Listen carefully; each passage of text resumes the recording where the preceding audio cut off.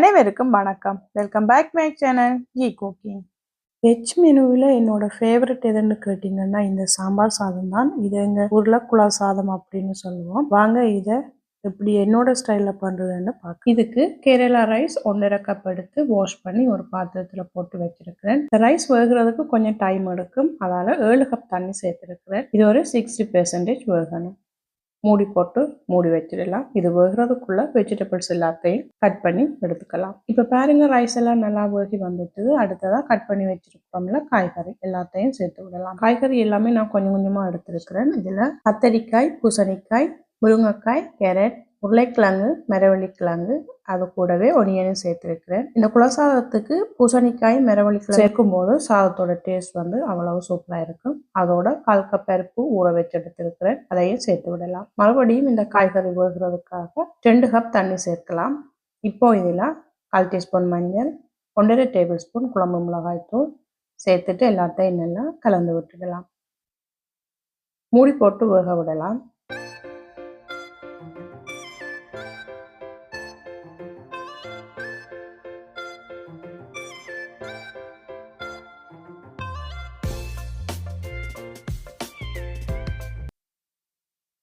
Vegetables ஒரு 50% வேகி வந்ததும் இதுக்கு தேவையான அளவு உப்பு, கெட்டியான தேங்காய்ப்பால் 3/4 கப் எடுத்திருக்கிறேன். ஜிமோல் எலுமிச்சை சைஸ் புளி எடுத்து அதோட யூஸையும் சேர்க்கலாம். மறுபடியும் இது எல்லாத்தையும் நல்லா கலந்து விட்டுட்டு மூடி போட்டு வேக வைக்கலாம். இப்போ பாருங்க, ரைஸ் அண்ட் வெஜிடபிள்ஸ் எல்லாமே நல்லா வேகி தண்ணியும் பற்றி சாதம் ரெடி ஆகிடும். ஒவ்வொரு ரைஸும் ஒவ்வொரு விதமாக இருக்கும். சில நேரம் ரைஸுக்கு தண்ணி அதிகமாக தேவைப்படலாம், அதை மட்டும் நீங்கள் பார்த்துக்கொள்ளுங்க. அடுத்ததாக இதுக்கு ஒரு தாளிதம் செய்து ஊற்ற போகிறோம். அதுக்காக எண்ணெய் சூடானதும் 1/4 டீஸ்பூன் கடுகு, 1/4 டீஸ்பூன் சோம்பு, இது கூடவே 2 வத்தல், 20 சின்ன வெங்காயம் எடுத்து கட் பண்ணி வச்சிருக்கிறேன், அதையும் சேர்த்து வதக்கி விடலாம்.